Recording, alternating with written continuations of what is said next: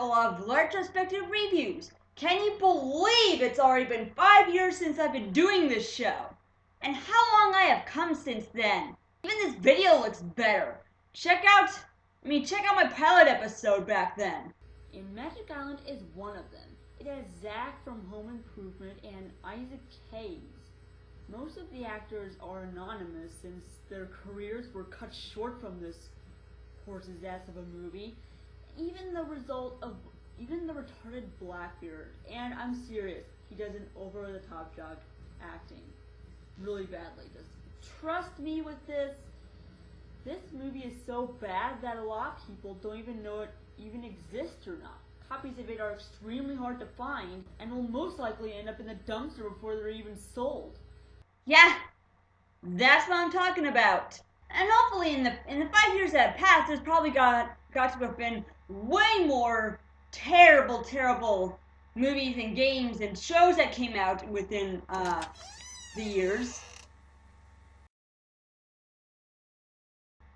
Whoa! Dr. Lunatic?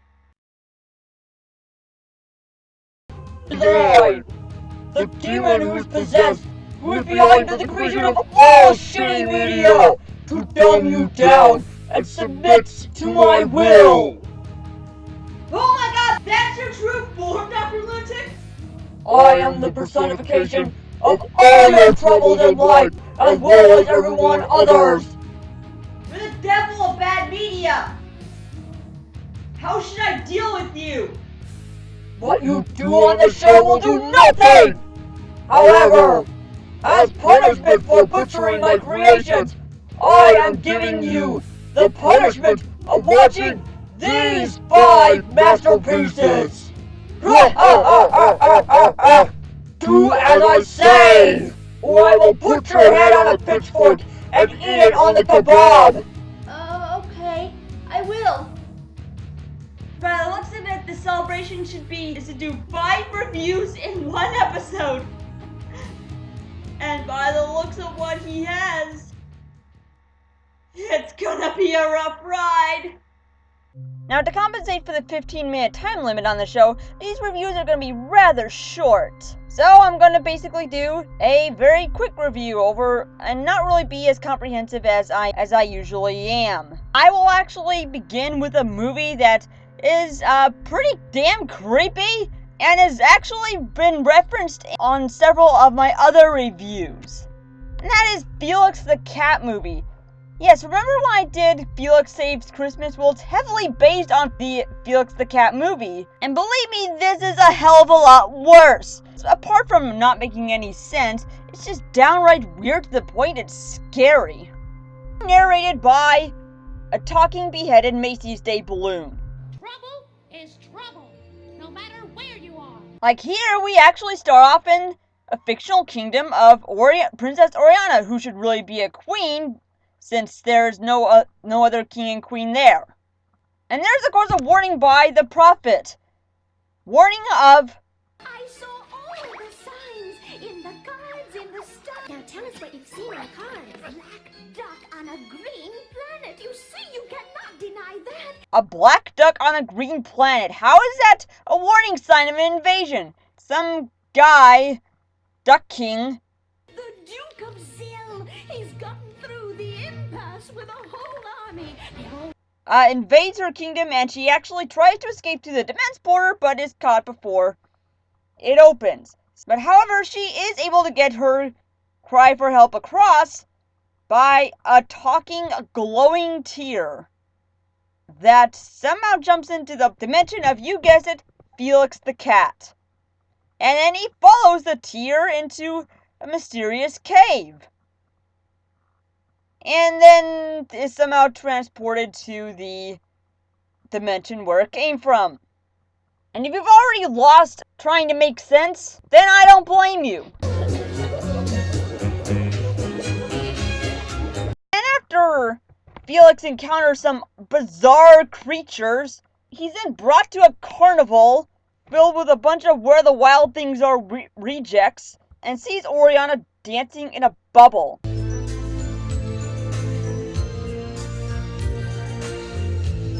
And she is too stupid to pop it.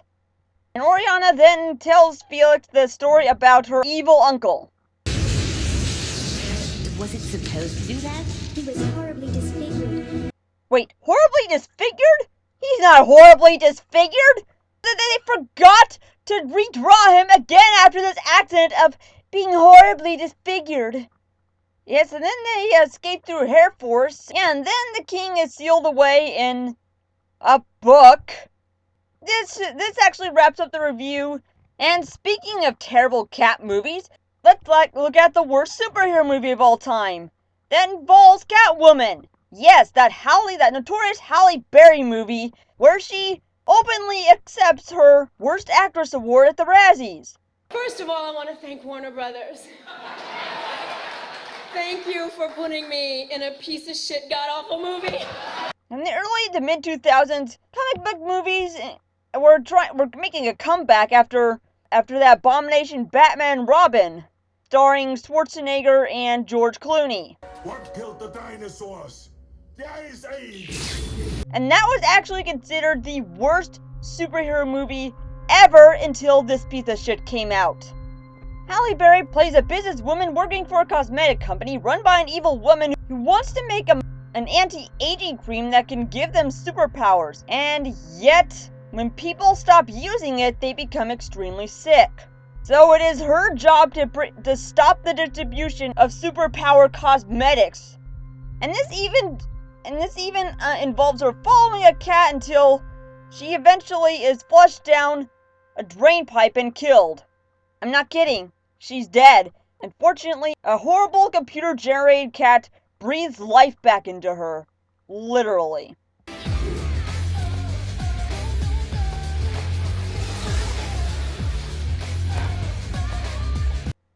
And since then, she becomes a cat in human's clothing by reacting to catnip, sleeping on shelves, and eating tuna and being afraid of water. Oh my god, this is the worst concept of Catwoman I've ever seen! What a perfect idea. And after a ridiculous costume design, horrible acting, and editing later, she finally beats the anti-aging makeup lady. And then, yeah, you could easily see this was easily only made for sex appeal based on the horrendous outfit that would give any dumb moviegoer a Woody! A wild Woody! Speaking of, yes, if you've never heard of this game, it only came out on the Sega CD, an add-on for the Genesis, and this was released at the very end of its life expectancy. One of the most bizarre games was Wild Woody, a very sexually suggestive title, starring a pencil as its main character. And look how creepy that face is. It looks like this old, terrifying sketchbook drawing that my brother would keep in his closet. So the story starts out with some treasure hunter putting down a totem pole, which sets off a curse. Speaking of which, why couldn't that game be about this treasure hunter? That would have been a far more interesting game. After a series of bizarre events, the Totem Brothers break free and escape into paintings, creating own parallel dimensions. And this is where the bottom totem brings the pencil to life. Call me Woody. Wild Woody. God, this animation's so bizarre. To give you a look at how bad it was, this was only 1 whole year before Super Mario 64 and Tomb Raider 1.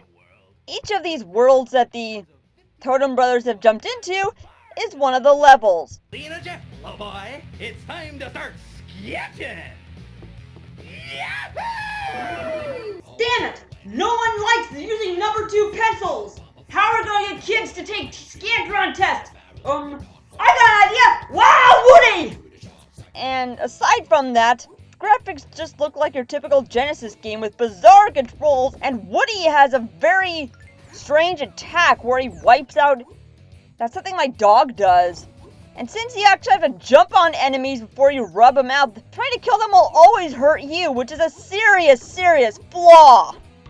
Like, look at this background music for the second level of the pirate world.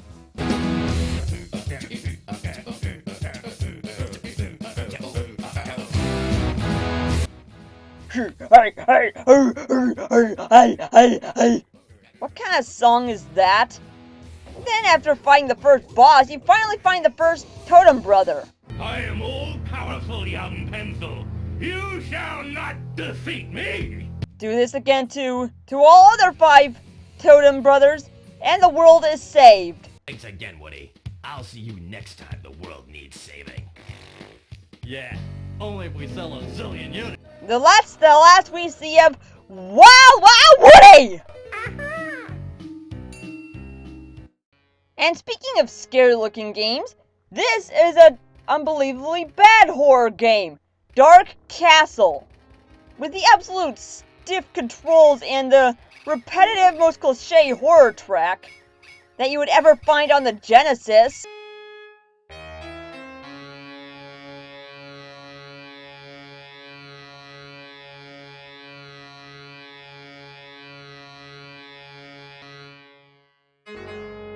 You're playing as Shaggy from Scooby-Doo with the weakest throw, and he always gets dazed every now and then. The most horrible sound effects ever to offer from both him and these...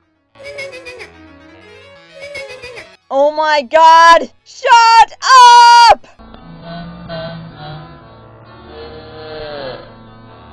And as difficult the platforming is and these enemies are to beat, you don't need to go through that trouble to beat the game. All you need to do is go to the center store in the first room, and there's the final boss right there. I pretty much saved the worst for last. And if Uwe Boll couldn't have gotten any worse, here's another video game that he butchered with his movie. What? How dare you call Uwe Boll a narcissistic piece of shit? He's my favorite! You do as I say, worship those movies, because I'm your master! You're my slave! You're my... Don't you dare shoot a fireball at my head! It's flammable, you dipshit! We've already had 2 reviews with the word dark in the title. And this is a movie from Uwe Boll, probably the most notorious one he's produced. However, this, like other low-budget, cheaply made films, this took advantage of the dump months of January and February back in 2005. I mean, the series Alone in the Dark was already on hiatus, which is probably, this piece of shit film was probably the reason why the other 2 subsequent Alone in the Dark games sucked balls. And we open up the movie in the most boring way possible. Scroll text dialogue. Workers discovered the first remnants of a long-lost Native American civilization. It starts with the main character who survived some accident at the orphanage, investigating the ancient artifact that the ridiculous prologue gave. I thought you were dead, you asshole. Because in this film, all you have is cheap, flickering effects with creatures running around. And then they enter this underworld passage where the artifact actually leads. I don't know, I've completely lost track with this movie. It makes absolutely no sense. It's a warning. It says once you make it down here alive, you're already dead.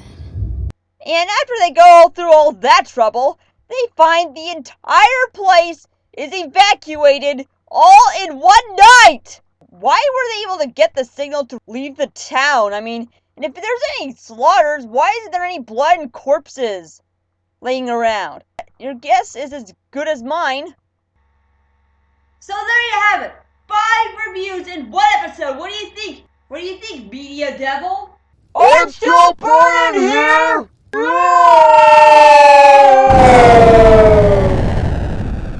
Oh, he's gone. He went the way of the dinosaur media. Oh, and if you like this video and the show, please hit the subscribe button below. This is Manama, signing off.